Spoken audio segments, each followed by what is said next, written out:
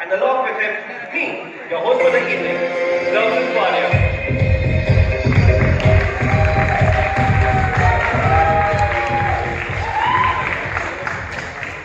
Hello, ladies and gentlemen. Sushant, I've been there for a lot of launches with Prime Video, but the banter on the backstage is extremely contagious. What makes this so special today? You're absolutely right, Jaxis. Today is special because today we will be introducing you all to the amazing people in and behind one of the most anticipated shows ever, if I may say so myself, The Lord of the Rings, The Rings of Power.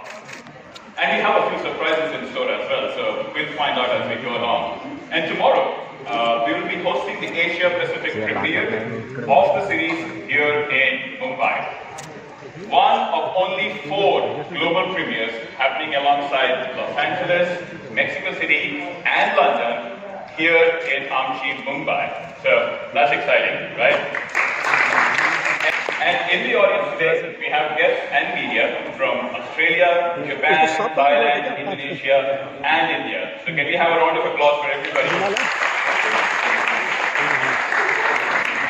Across the length and breadth of each month.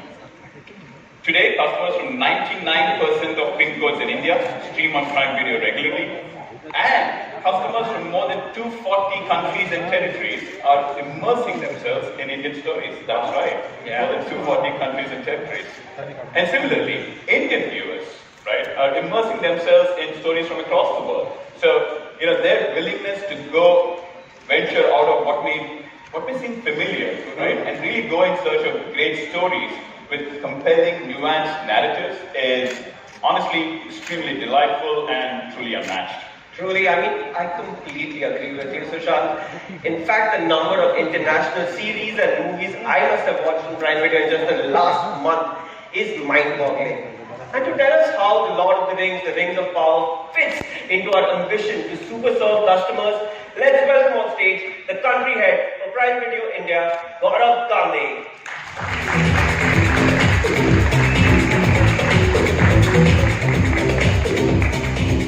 Thank you, Sushant Xerxes. Good evening, everyone. It's an absolute pleasure to have you all with us here today. But before we proceed, I'd like to call on stage Albert Chang, Amazon Studio CEO. A very warm welcome to him.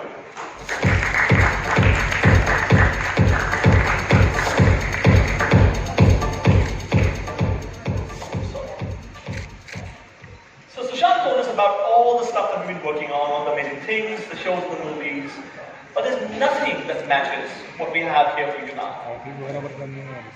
This is mega, epic, global. The Lord of the Rings, Rings of Power. The most ambitious undertaking in the history of television. And something that's as massive in scale and rich in detail, we need to have the massive reach to it.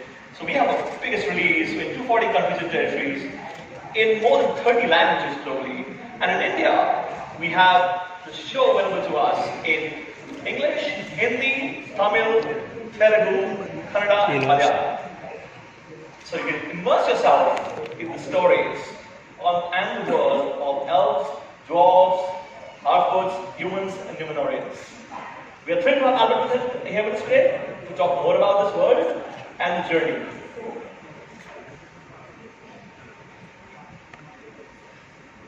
Albert, first of all, we've been talking about you coming to India for a while. So, and we missed you in April. So thank you for coming. How's it been so far? It's been great. I'm really a big fan of India, and been a huge fan of everything from movies to series and also the food, which Gaurav really very nicely invited me to lunch and had some of that. But honestly, it's great for you to be here. And about the premiere, but why don't you tell everyone, when we're thinking about the locations for it, and to host the APAC premiere in India, what was the inspiration to do that? Well, we're seeing fantastic customer adoption here. India is witnessing the maximum number of new customers worldwide, who started streaming on Prime Video last year. It's one of the fastest growing and most engaged locales for Prime Video worldwide within just 5 years of launch. And now Indian originals now have a massive fan following globally too. So 1 in every 5 viewers of an Indian original series is from outside India. So India has the largest slate of local originals outside of the US, over 70 shows in various stages of production and development. So it made perfect sense for us to premiere our biggest international series, The Lord of the Rings, The Rings of Power in India. And of course, Mumbai is recognized globally as one of the entertainment capitals in the world, alongside Los Angeles and London. So this made it the perfect choice to host our first Asia Pacific premiere. We could be happier about that one, honestly. But tell us, like we've launched so many big originals over the last year, a few years, and they've all been loved across geographies, here in India, elsewhere in the world. What makes this one so special? Well, this show is really a universal story. It has the potential to touch the hearts of people across the world. The Rings of Power is an engaging, untold, epic drama grounded in humanity and set across fantastical worlds. So it's really groundbreaking in its richness and its attention to detail. The cinematic scope, the originality within Tolkien's legendarium, and all of this is propelled by stunning performances by our incredible cast. It has captivating visuals, elaborate stunts, set pieces, swordplay, harrowing journeys, and sweeping action. And the series asks the ultimate question: how far into the darkness are you willing to go to save the people and places you love? So this is an incredible show. It's packed with human emotions, themes of good versus evil, multi-generational power struggles, leadership, loyalty, brotherhood, courage in face of extreme adversity, warriors in constant thrust of battle, romance, betrayal, and raw human emotion. So what's incredible about this franchise, especially in India, is that it has and enjoys a euphoric fandom here in this country and all over the world. And as a result, we are releasing this in multiple languages in India, including English, Hindi, Tamil, Telugu, Malayalam, and Kannada. Awesome. You talk about cinematic value, and you can't help notice, the trailer and the teaser, that the detail, every frame is so powerful and has that cinematic appeal. And I'm wondering, like, you work so closely on this, like, how is it working with JD and Patrick and the team to get this to life? Well, it took a lot of work, 5+ years in the making in getting here to the show. And world building in this series is epic. It's really epic. Every episode is like an hour of cinema, and it really is different than television. It's not even television. It's a totally different form of entertainment. And there's so much detail to every moment, in every costume, prop set you see on screen. And it isn't just the actors and the performances. The viewers will see worlds that they haven't seen before on screen from the Tolkien Second Age. And Tolkien's fantasy has always come from a sense of reality, and from the language to all these worlds we've created. And most of all, I'm really extremely proud of our incredible ensemble cast, many of whom are here with me today, and that you will meet very shortly. These actors are amazing, and you will see that in their performances, they truly embody Middle-earth. So looking forward to that. And our showrunners. Our showrunners, JD and Payne and Patrick McKay, have been incredible to work with. They have taken so much care in really exuding the spirit of Tolkien in everything that they're doing. And every time they're trying to figure out how they're going to weave the story, they always go back to what would Tolkien actually do. So we're very proud of them. They are the perfect people to take this adaptation of the Second Age, and we're so proud to have them on the show. Nice. Now, I've spoken a bit about the series, but I'm really keen to know, as the country head of Prime Video in India, what excites you about the series? Just what you're saying right now, I truly believe Tolkien is the originator of most modern fantasy. His stories are timeless, relatable. They immerse people in themselves, and they inspire imagination. So imagination even today. People keep going back to that all the time. So I feel that's what is so amazing about this. And what we're doing with the series is creating an epic new world, something our viewers have never seen before. So I, as a viewer and a customer, I'm excited. I'm also excited to have all our customers. and I can't wait for everybody to see this on September 2nd. But you know what we have right now, and we must see it again, because I can't stop watching that, is our trailer. I can't have one of that. So what do you think? Should we watch it one more time? Yes, absolutely, Gaurav. I actually think it would be a great idea to immerse all of us here in the world of the rings of power once again through the trailer.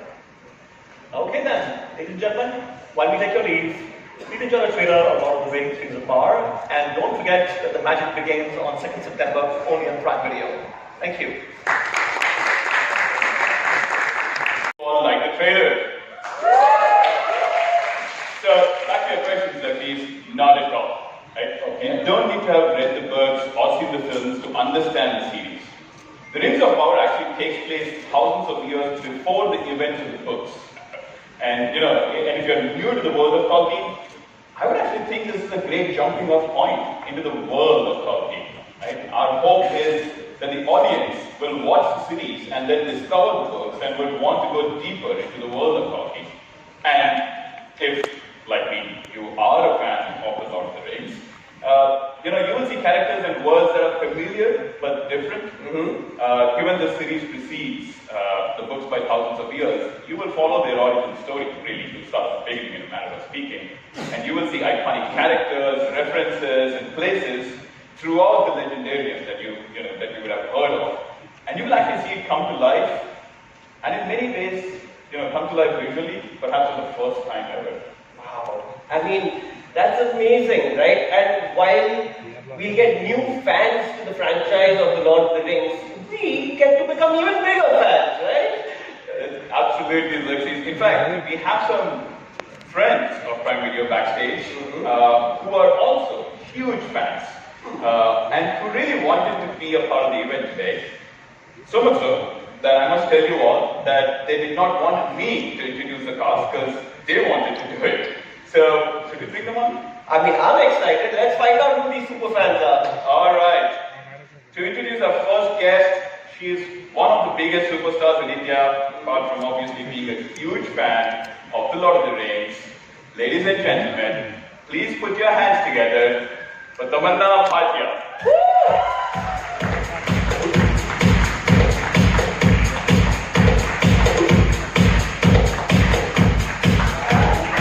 Hello, Tamanna.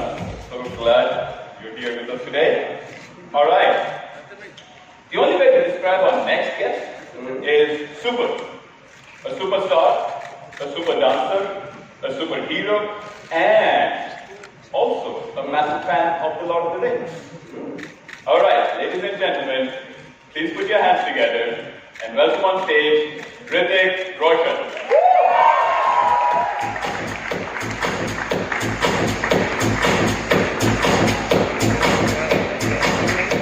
Alright, welcome Hrithik.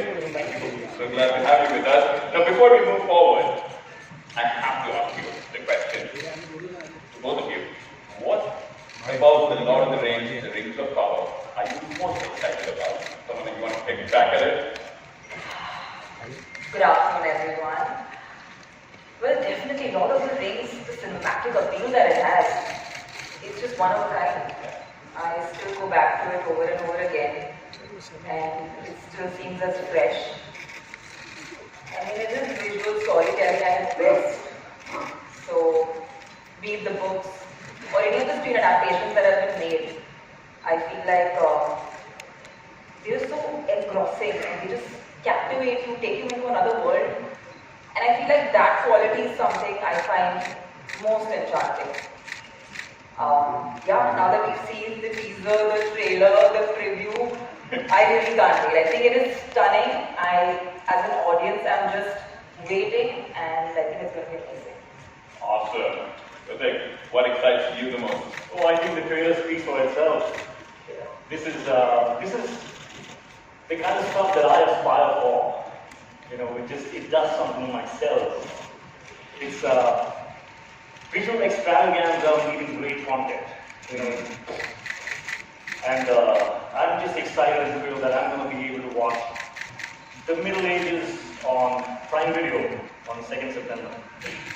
I also have a little thing to tell, if I may. Please. there's a little connection between me and the Lord of the Rings that I don't think anybody knows. And I recall this morning.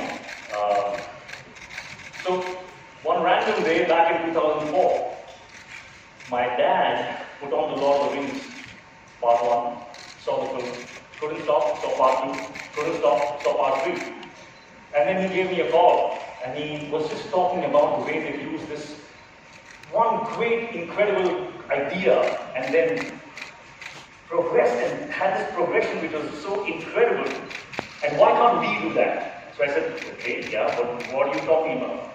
And he said, why can't we take Oingolia, which is one of our previous films, and have a progression and build on that? And that was the birth of Krish. So if there was no Lord of the Rings, there'd be no Krish. So I'm going to take this opportunity to give my little thanks to the Lord of the Rings for making this happen. Well, thank you, Tamana. Thank you, Vivek. It's been an absolute labor of love for us bringing this series to you. And we hope fans everywhere not only enjoy it, but also see the sincerity that we have attempted with in bringing Tolkien's work to life. Right? And I thank you once again. I will now leave you to fans of the Lord of the Rings to bring on the stage the amazing team behind the series. All yours now. All right, thank you. Ladies and gentlemen, big round of applause for Sushant Sriram. Come on, we can do better. Yeah. This is truly an exciting moment for me and us, the fans of the fantasy franchise right now. And I am not going to take any more time. Leave you into the capable hands of Hrithik and Tamanna. Over to you guys. Thank you. The time has come. So ladies and gentlemen, please put your hands together for our incredible showrunner, Mr. J.D. Payne.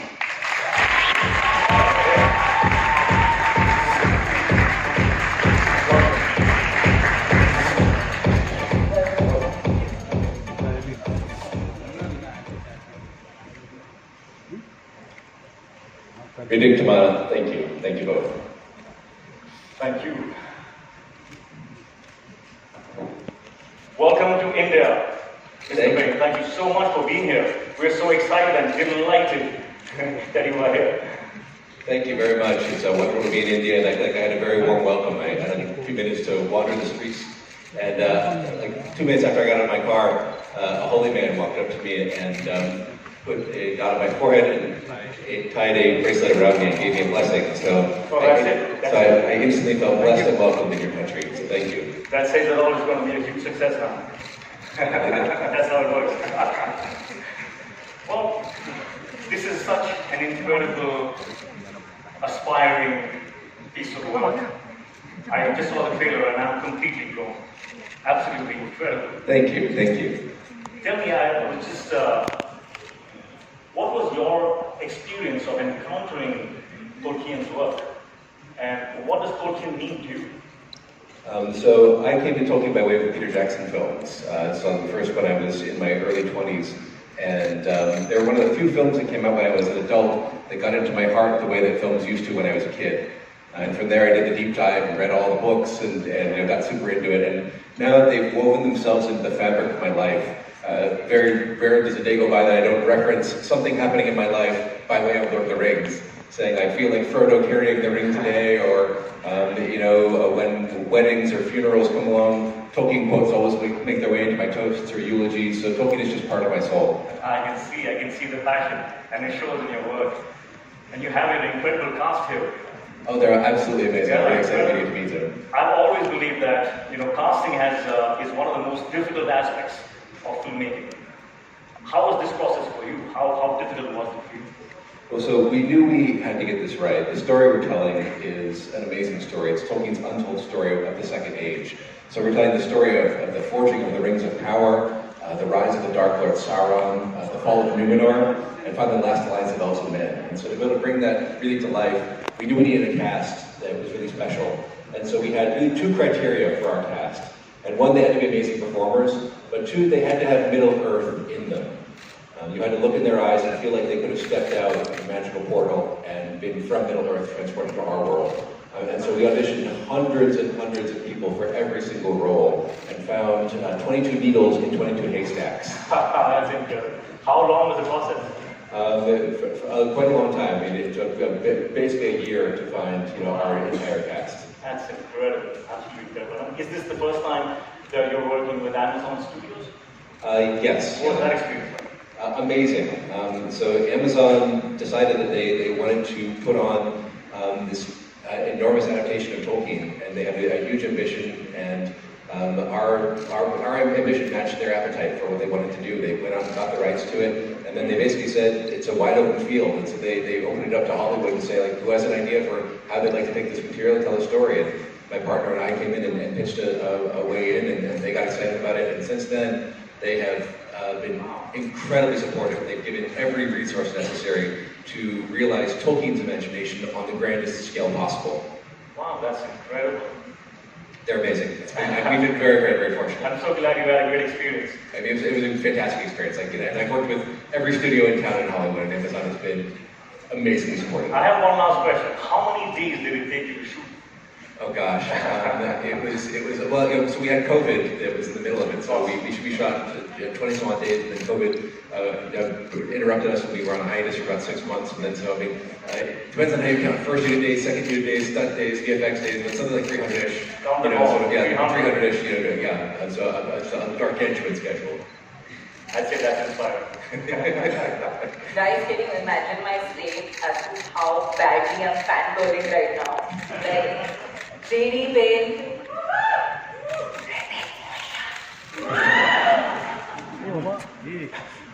JD Payne, welcome to India. How has it been for you? I really want to know. Oh, it's been fantastic. It's been really fantastic. I've dreamed of coming to India my entire life. I've admired this entire country from afar, and had Indian friends since I was a young boy. My first Indian friend was Amit Bhatia, that I used to play soccer and football with when we were 10 years old, and I've had Indian friends ever since.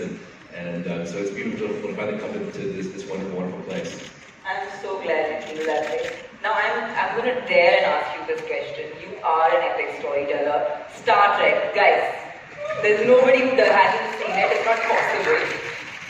So, I mean, this is something that's a familiar ground for you in terms of scale and storytelling. But was it daunting for you to attempt material that has fan following, which is so widespread, and for them this material is so sacred? Also, was it any kind of pressure while you were attempting Tolkien's work? Well, I mean, the biggest pressure was the pressure that Patrick and I put on ourselves, simply because there's such a need for what Middle-earth can bring to our world.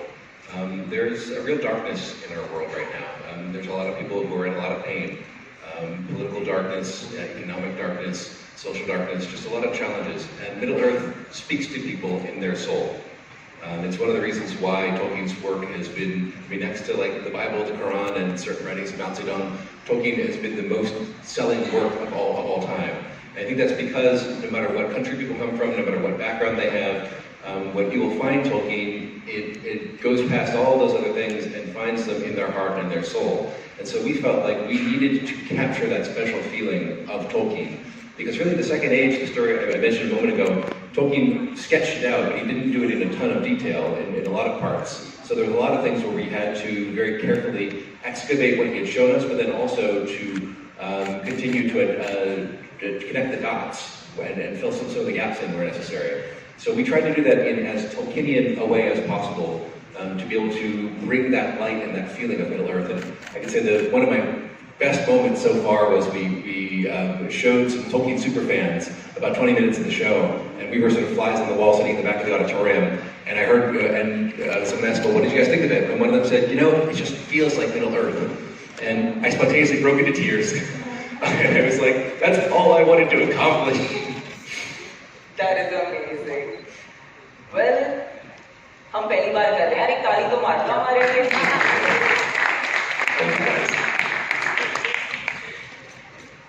Yeah, I think it's been so nice, knowing these things from you. But I really want to meet the cast. Yeah, totally excited to bring them out. Yeah, I'm happy to introduce them. Shall we? Guys, you want to start walking on out, and I'll give the introductions as you do. I think first I see Naz Bonyadi. I think this is our first one back there. We have Naz Bonyadi who plays Bronwyn.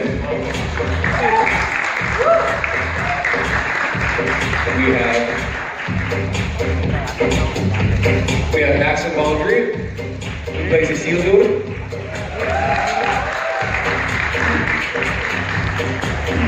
We have Markella Kavenagh who plays Eleanor Nori Brandyfoot.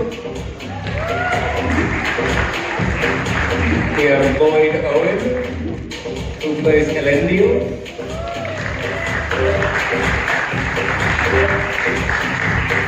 We have Sara Zagabani who plays Marigold Brandyfoot.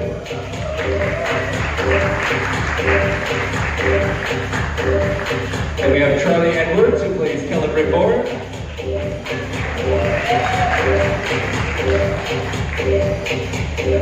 And Megan Richards who plays Poppy. Poppy Proudfellow, I should say. And we have Tyrone Mohammedan who plays Theo. And we have Emma Horvath who plays Arian.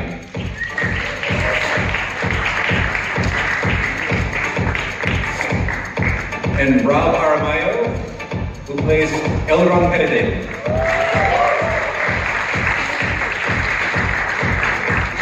I think that's it. Everyone, one more welcome for our entire Lord of the Rings cast.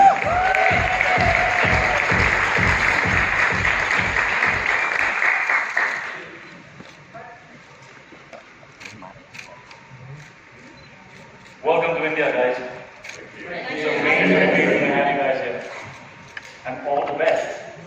Good luck for this. It looks incredible. Robert, I have a question for you. You're playing one of the most famous Elven characters, Elrond.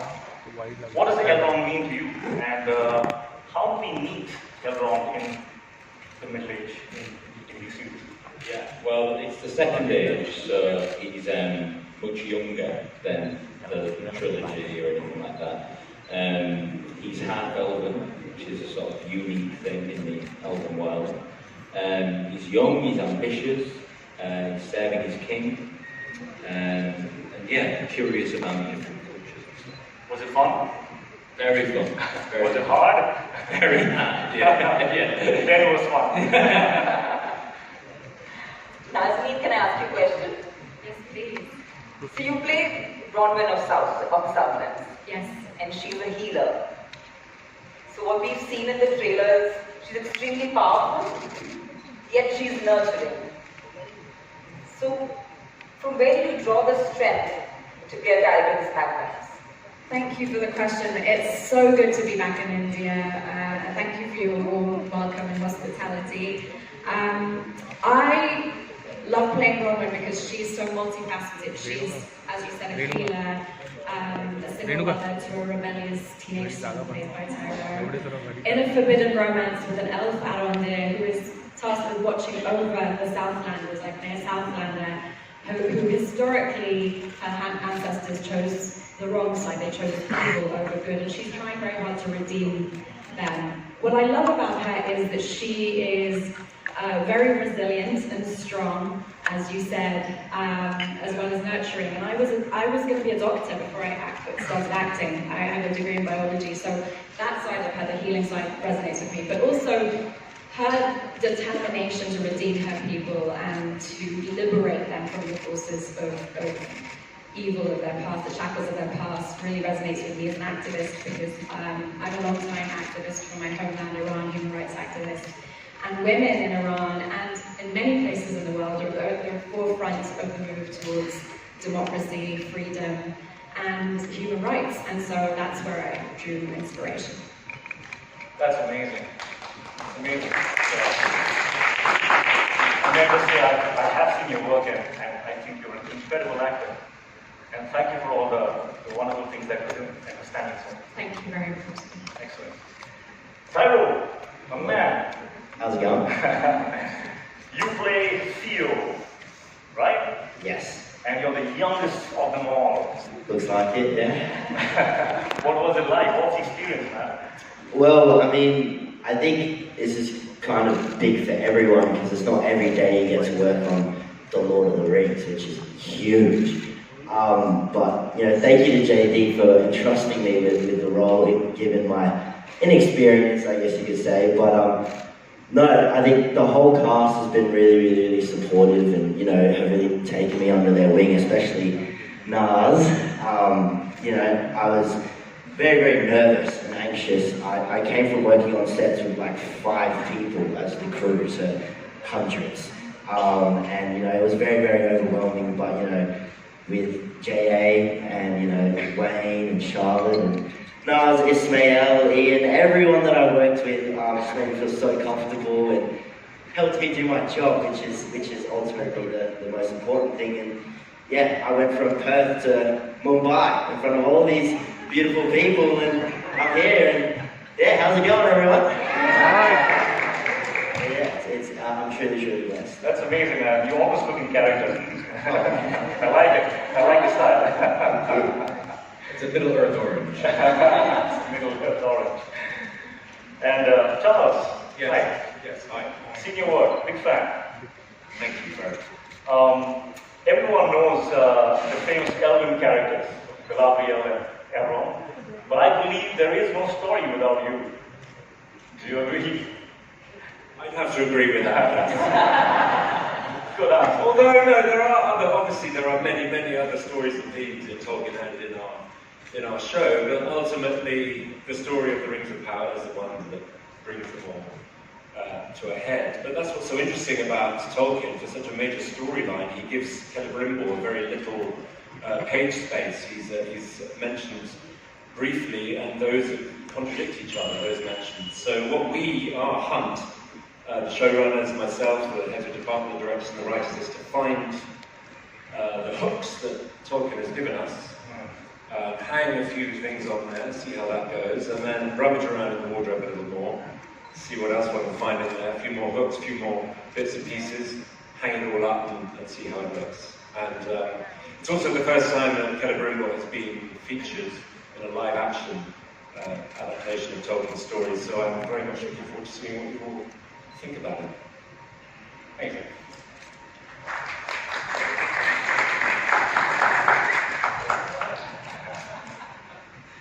Lloyd, I'd really like to ask you, your play character, the father to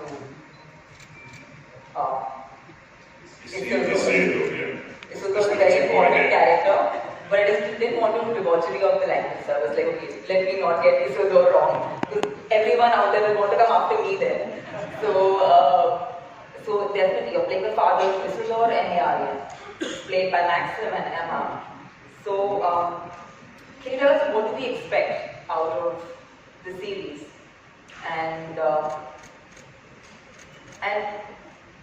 what is this world, and what's been the experience for you being a part of this? Thank you for the question. First of all, it's really good to be back in India too. Like Naz, I've had a beautiful experience working here in the past, so very happy to be back. Yes, Elendil, who is, as we said at the beginning of the series, he's a sea captain, very capable man, but he's been widowed and he's trying to deal with his grieving adult children, two of whom are present here in Maxim and Emma, as you say. And he's a very well-known character in the Legendarium. Many fans of the movies will have seen him in brief, but if you read the books, he's referred back to a lot. He's a sort of hero archetype.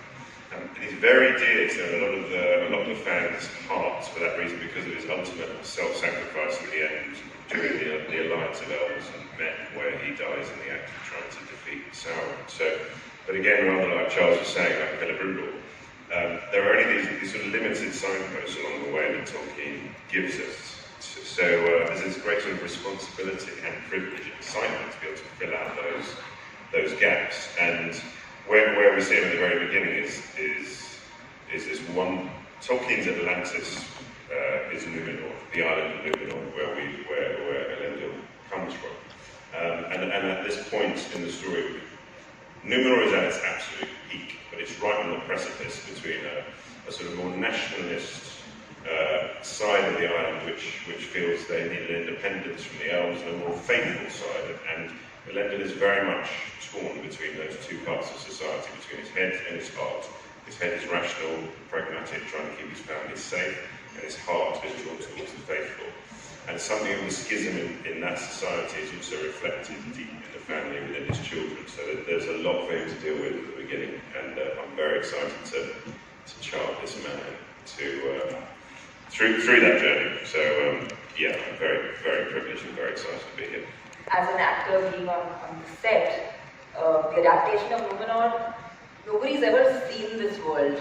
So how is it to be on a set which so many people have imagined but never really seen? You were actually there, so what was the experience like? It was genuinely extraordinary in the sense that in the modern world we expect everything to be CGI, but we built Numenor, we built the capital city of Numenor, and it took 6 months to build. And I remember the first day walking onto that set. It was quite an extraordinary experience. I was with JD and he showed me around, and just the attention to detail, that the amount of skill and brilliance in every department on this job, and ultimately the dedication and love that you feel. So they built the city from the ground up, and you can feel the history and how architecture changed over centuries, where loyalties lie, and the changing face of the landscape around it. Because that was I also, on my second day on set, was filming a sequence on the beach with Galadriel as we were riding our horses. And again, it was with JD, and we realised that this is the first time that we'd seen the geography of Numenor, the physical geography of Numenor. And that was another beautiful moment to think about. I'm actually the first person to be part of that. So that was super exciting. And there's one member of our security team from Amazon who walked us back when we were in Comic-Con, walked us back to the hotel, and she said, I've been told not to talk to the actors and geek out about Lord of the Rings. I was like, come on, geek out, let's see what you've got. But she said that both her parents were fans of Lord of the Rings. She'd read the Silmarillion, she watched the movies, and she said, and when she saw Numenor on screen for the first time, she'd seen the first episodes, she said she just burst into tears. And I took that as a really, really good sign that oftentimes when we read the books, our imagination is really powerful, but somehow this exceeded her expectation, or should I say enhanced her expectations of what Numenor was. So I was really, really pleased with that. That's really amazing. I've been thinking that we should have that voice. I know, it's a great voice, isn't it? It's a little deeper off the aeroplane flight, just 2 minutes there. Lloyd, the thing is, most of the times I sound like you. So I have a hard time sounding like you. Maxim, Isildur, huh? Yes. How does it feel? This is a character that everyone is waiting to watch, and it has fans all over the world. So, where does this arrive in the series? Well, he's a sailor on the kind of cusp of adulthood when we first meet him, and there's an emptiness and a void in him. I guess he doesn't really want to fit into societal expectations. He doesn't want to really be like his father in a way, but then there's a pressure to also.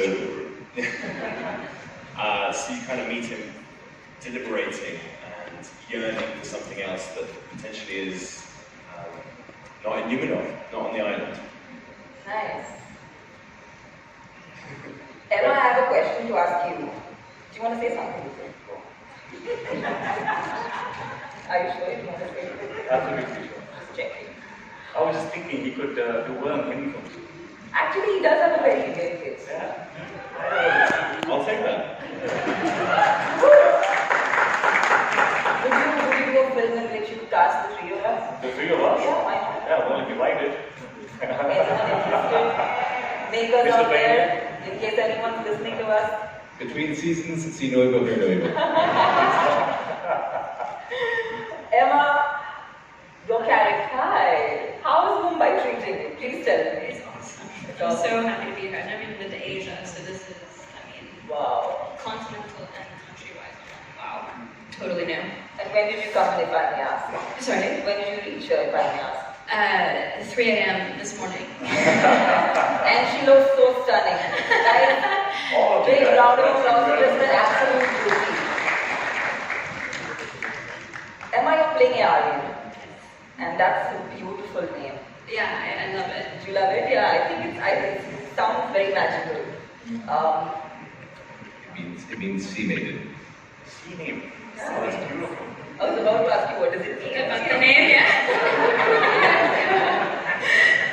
But does this have any significance with, is it relevant in any way to the islands of Numenor, or is there any significance to how that's a part of how you created the character? Yes, Numenor is a very nautical society, and so it's very apt that she's named after the sea.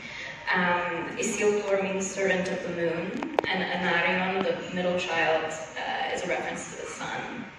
So her siblings, their names reference sort of celestial, heavenly bodies, and her name is quite grounded, which is very apt because the schism that Lloyd was mentioning that's occurring on the island is also starting to take shape within the family. She's immensely proud of her people and the island and the beauty that they've created, and the society that they've created. And she's quite frustrated with both of her brothers who have these sort of romantic ideas of the past and spend a lot of time sort of looking up, and she's very much looking down at the beauty that her people have created. So, yeah, I think her name is very appropriate. It's a beautiful name indeed. And Markella, hi again. You play Nori, the half-foot. Am I saying that right? Half-foot. Yes, you are. It wasn't working before. Yes, I do. I play half-foot. Half-foot. What is a half-foot? A half-foot, they're a migratory group. They're a community, and they have big feet and ears, and they have a lot of heart and joy, and stick together in the face of adversity, and they're constantly looking over their shoulders, but they're optimists as well, despite having to be survivors. Is there anything specific that makes them special to you? I think that they don't see their vulnerability as a weakness. I think that they're able to I like that. to recognize how it can be a strength, and actually by opening up to the rest of the community and to their loved ones, they can hopefully find a better life for themselves and find themselves a home. Right. And Megan, you finally. Okay. Hello. You play Poppy, who is best friends with Nori. Right. And what can we expect out of this friendship? Poppy and Nori's friendship, they are very much the yin to each other's yang. Poppy is sort of the more cautious out of the two of them, and I think it's safe to say Nori is the more adventurous of the two of them. So that already tells you quite a lot. But Poppy sticks by Nori's side throughout the series, and that is sort of like an ongoing theme, I think. But she does that because she finds it important. She has such a love and loyalty for her friend. And she finds it, Markella's already mentioned the community, and in the community they have a very specific set of rules. And they're very important in order to ensure everybody's safety, and Poppy really believes in those. And so the reason that she follows Nori is for protection. She believes that that's the best way to protect everybody, community included. So they get up to a lot of adventure, and a lot of mischief. Did y'all know each other before the No, we didn't. We met on the day. Yeah. Maybe like a couple of weeks before. So. But it was really nice because we got to sort of hang out and call it work. That's nice. Yeah, it was really nice. That's nice. They're like sisters, these two, it's amazing. And Sarah, you have been a fan of the books and the films, and now you get to play the matriarch of the Brandyfoot Hartford family. I do, yes. Wow, what was that like for you?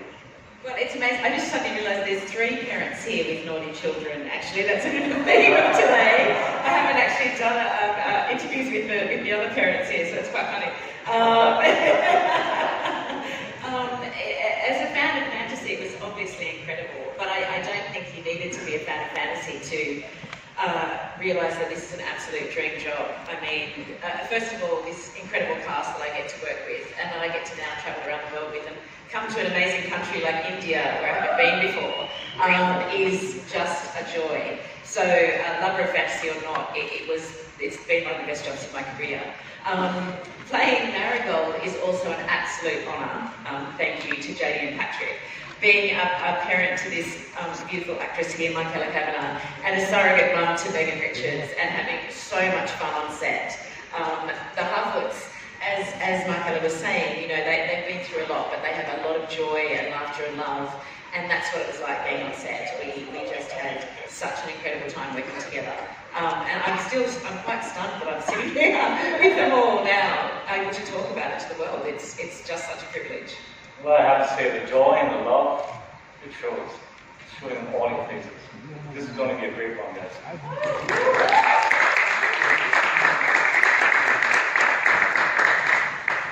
JD, to round this off, do you have anything that you want to tell our lovely audiences?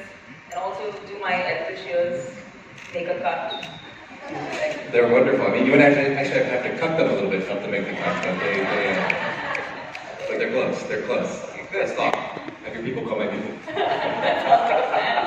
Well, I just wanted to reiterate what a special group of people you have in front of you right now. It's been my great joy to work with the beach over the course of several years now, and I look at the beach and have a dozen stories that pop into my mind for every single one of the people here. And you're just getting a small taste of it now, but each of them in some moment of the season will take your breath away. They truly have that special something that is part of Middle Earth is inside of them that they've managed to capture with these characters, and the world's going to discover it very soon. And also, a few last things I'd love to say is that I take it many people are fans of Tolkien, but if you haven't ever experienced Tolkien before, if you've never even worn a ring before, and have no idea whether you wandered off the street or this is reaching someone who hasn't experienced Middle Earth, you don't need to know anything about Tolkien to enjoy this show. You can walk in off the street having never seen any of the movies, having never read any of the books, and the show will sweep you away and tell you all you need to know about Middle Earth, and then hopefully point you back to the books because they're really worth doing a deep dive on. They're books that really stay with you and get inside of you in a very unique and special way. This is a time in the world when we need a little bit of Tolkien, we all need a little bit of Middle Earth. So we hope that you're able to enjoy the show and feel that special thing that each of these people has been such a foundational part of bringing to life these years. So thank you very much for having us here. We really appreciate it.